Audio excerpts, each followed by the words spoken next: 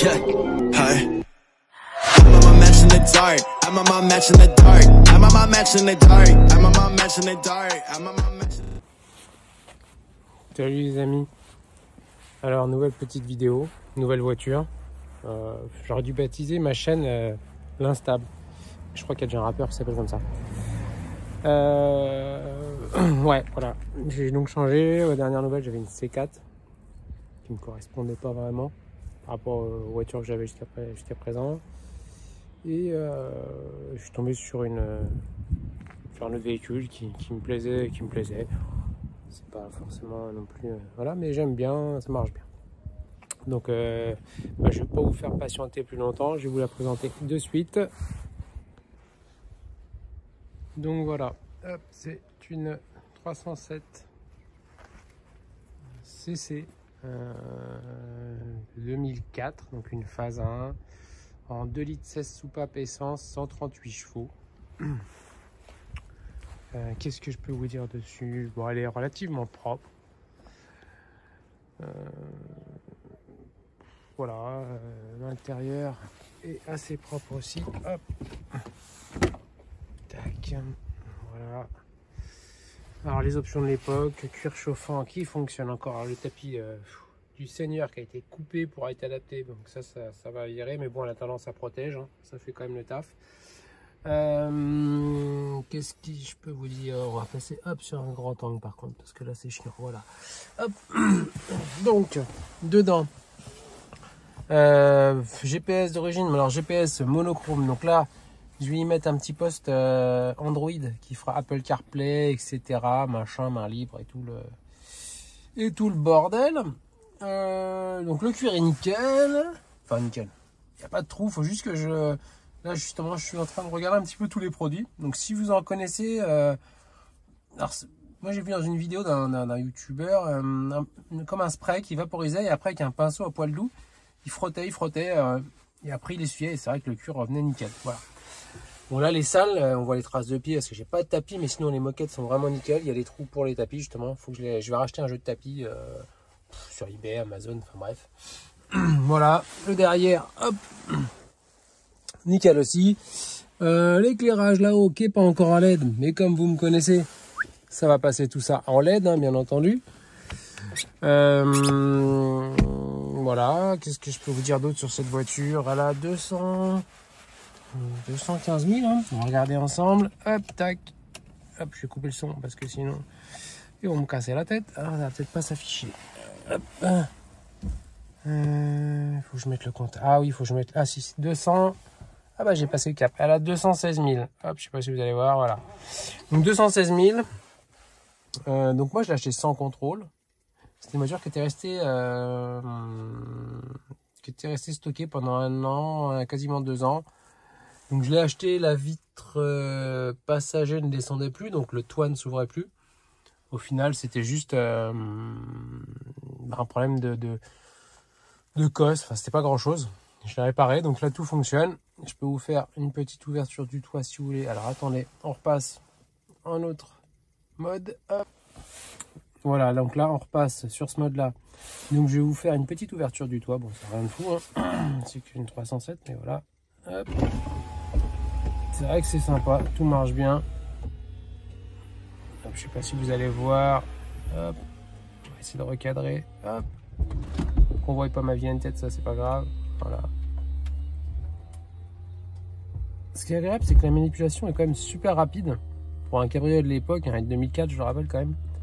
Donc c'était rapide. Et après, voilà, la remontée des vitres. Et c'est fini. Voilà. Ah là, ma porte n'est pas fermée, donc la vitre n'est pas remontée. Hop. Et voilà. Voilà. Donc là, on est décapoté.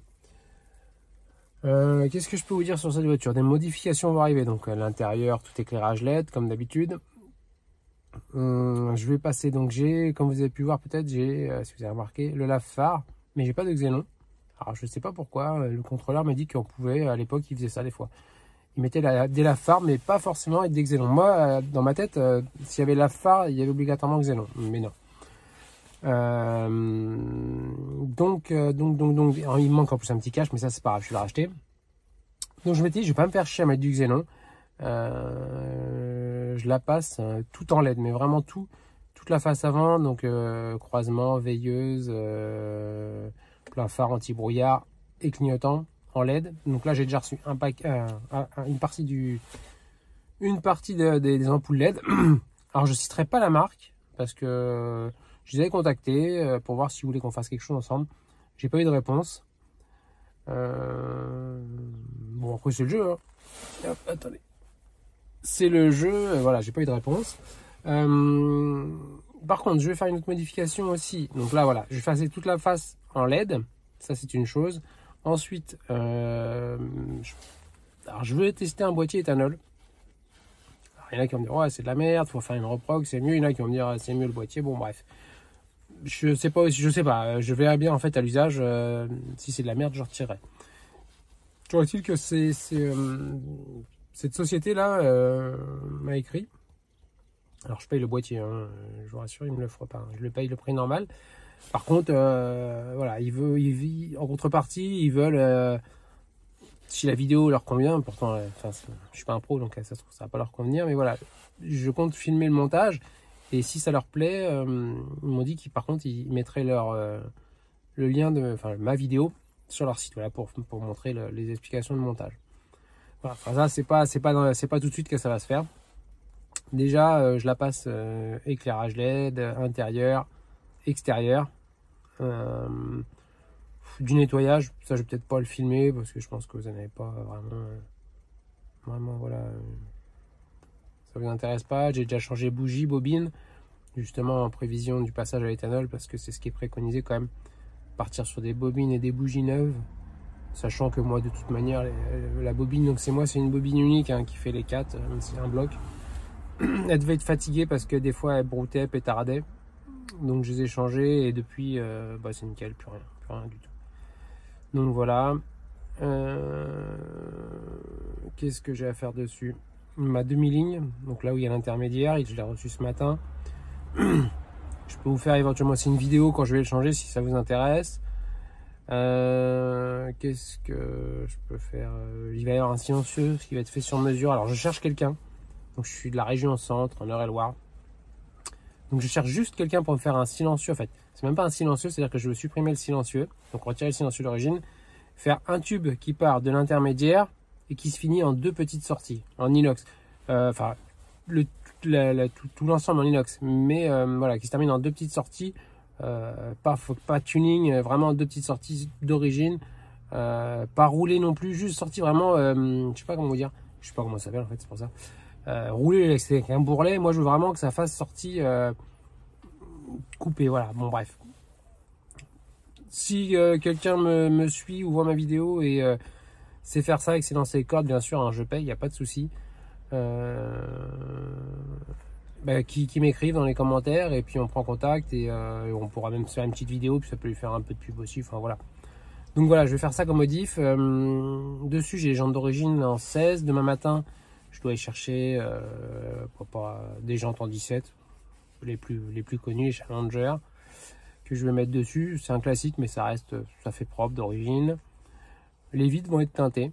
Alors je sais, vous allez me dire qu'on n'a pas le droit, mais je vais faire un teintage vraiment léger et que sur les 4 vitres, enfin les 6 parce qu'il y en a 2 l'avant, que sur les latéraux, parce que la lunette arrière est déjà vachement teintée. Donc j'ai vu ça avec un ami et lui il me disait de tout faire et moi je pense que non, parce que du fait que la vitre est déjà teintée, même en mettant un film très léger, je pense, sur les vitres, ça va quand même vachement opacifier la vitre, le carreau quoi. Enfin, ça je verrai avec le mec qui va me les poser. Je ferai peut-être une vidéo aussi là-dessus si la personne m'autorise.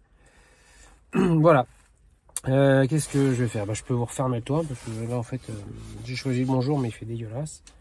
Jusqu'à là il faisait beau, mais là c'est un temps crado. Donc pareil, hein, inverse. C'est pareil, la fermeture est vraiment rapide, c'est appréciable. Hein. C'est ma 3e 307 cc. Et c'est la première que j'ai dans un état aussi propre. Là, vous voyez le toit au-dessus de moi. Tac. Alors je pourrais vous faire un tuto aussi sur l'entretien des joints. Ça a certainement été déjà fait aussi, mais bon. Un petit tuto. J'utilise un produit, moi, Facom. une graisse silicone spéciale pour les joints, notamment des cabriolets. Mais au préalable, il faut savoir, faut quand même nettoyer le joint, parce qu'il y a du dépôt qui peut se mettre dessus avec le temps. Et voilà, moi par chance, les joints sont vraiment nickel, même ceux de porte, il n'y en a aucun d'accroché. Donc je les ai déjà traités une première fois, parce que comme je dis, elle est restée pratiquement 1 an et demi, enfin pas loin d'1 an et demi, 2 ans, parquée, elle n'a pas bougé.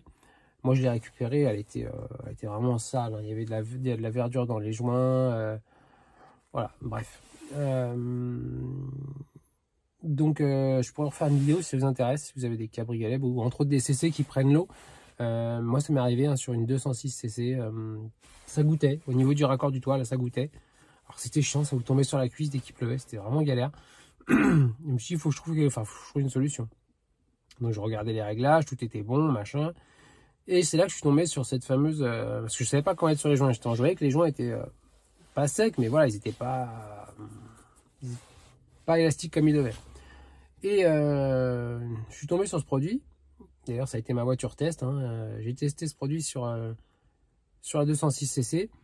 Et dès la première fois, donc j'ai ouvert le toit, j'ai fait tous les joints avec cette bombe-là. Après, à savoir qu'il faut laisser aussi ouvert, dès qu'il fait beau, pas à cramer votre cuir non plus, mais s'il fait beau, laissez les capotes ouvertes et les toits.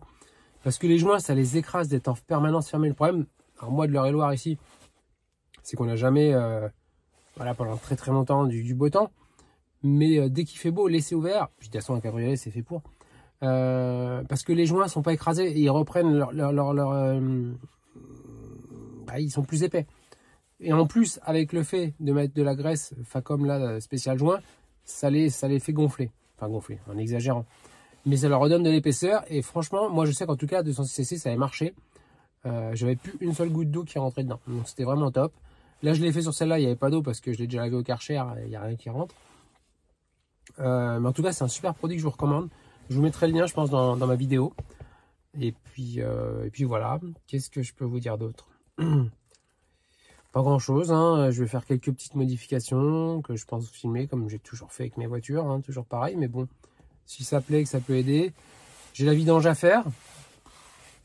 Je peux vous faire un petit tuto sur l'entretien de ce moteur là, mais bon, il est connu. C'est le moteur qui est dans les S16, le 206 S16, il est dans la 406 coupé, je crois qu'il est dans la Xara VTS, si je dis pas de bêtises, dans la C4 aussi. Et c'est le même bloc que le 180, c'est-à-dire que les 206 RC. Après, je sais pas ce qui change, certainement injecteur, calculateur, enfin plein de choses, voilà. Mais c'est la base, c'est la même en tout cas. Donc c'est un moteur qui est assez costaud, qui marche pas trop mal. Voilà. Pour cette voiture, qu'est-ce que je peux encore vous dire? Bon, rien. Les vidéos viendront au fur et à mesure, en fait. Des modifications, ça me prendra, comme je fais toujours, éclairage de plaques LED, montage d'un autoradio Android. Voilà, toutes ces petites modifs que je fais toujours sur mes véhicules. Vous les retrouverez sur ma chaîne en vidéo. Voilà. Et ben écoutez, on va se laisser là. Et puis, abonnez-vous si c'est pas fait. On a passé la barre des 300, donc c'est énorme pour moi, je trouve, parce que je suis vraiment rien, je suis une merde, quoi. Enfin, une merde, non, mais voilà, je suis pas quelqu'un, je fais les vidéos qui sont pas folles non plus, mais voilà, je trouve que c'est vraiment appréciable de voir que finalement j'ai quand même des gens qui me suivent malgré que je fais des choses qui sont pas folles, quoi. Donc abonnez-vous, likez. Si vous avez des commentaires à me faire, laissez-les, hein, que ce soit constructif. Après, si c'est pour vraiment casser pour casser, ça sert à rien. C'est un peu stupide, mais bon, après, si ça vous fait plaisir, faites-le quand même. Mais voilà, n'hésitez pas à me laisser des commentaires, des idées ou des choses si vous connaissez un peu ce véhicule. Vous avez des petites astuces, des machins à me donner. Moi, je connais pas tout sur ce véhicule-là, donc n'hésitez pas à me laisser des commentaires. Et puis moi, je vous dis à bientôt dans une vidéo où on se retrouvera avec des petites modifications. Allez, bye! Yeah, hi. I'm on my match in the dark. I'm on my match in the dark. I'm on my match in the dark. I'm on my match in the dark. I'm on my match in the dark.